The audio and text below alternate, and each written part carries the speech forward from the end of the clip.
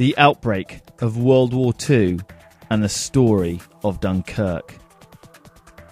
Despite the Munich Agreement in 1938, where Neville Chamberlain gave away parts of Czechoslovakia to appease Hitler, the threat of war rumbled on.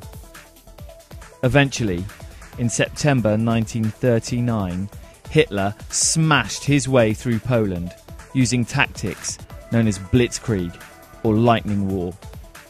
These tactics were practiced during the Spanish Civil War. Immediately, Britain and France declared war on Germany. However, Poland folded in 6 weeks and was divided up between Hitler's Germany and Stalin's Russia. Britain and France were unable to help.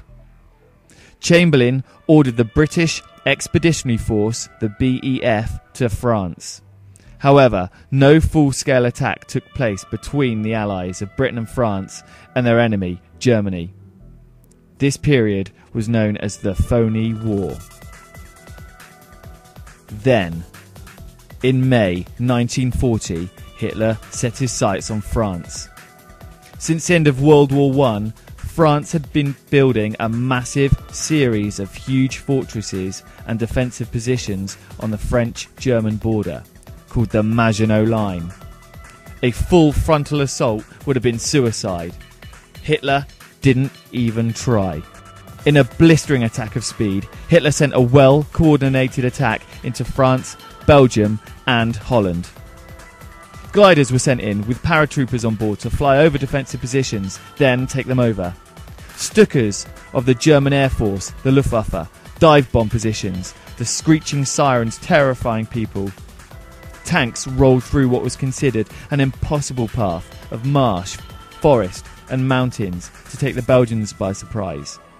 The speed of the attack was so quick that it surprised the French and the British.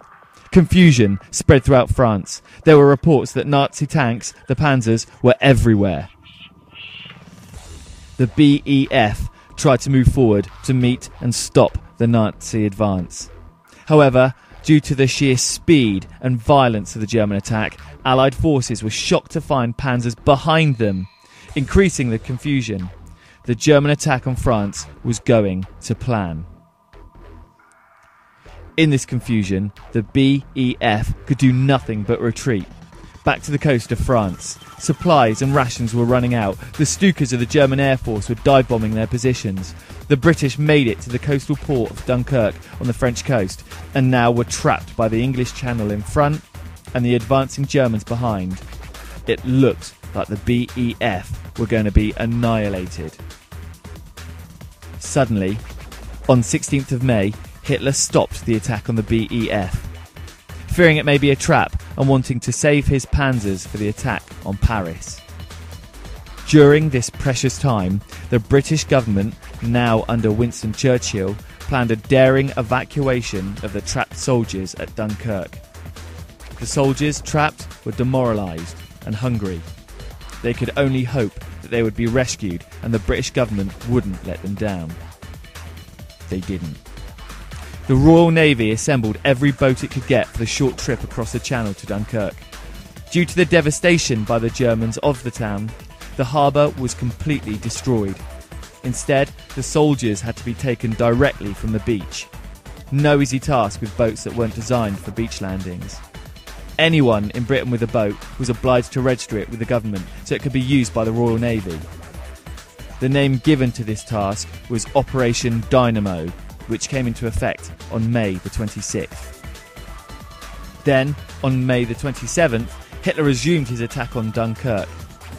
The SS, the elite German army divisions, massacred British survivors who attempted to surrender.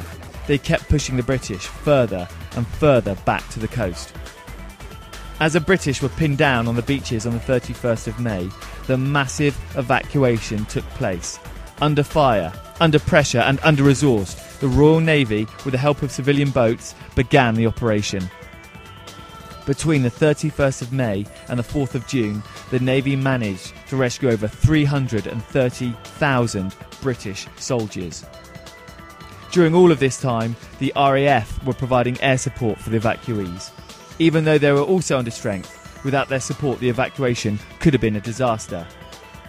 The evacuation of Dunkirk signalled the biggest retreat by British forces.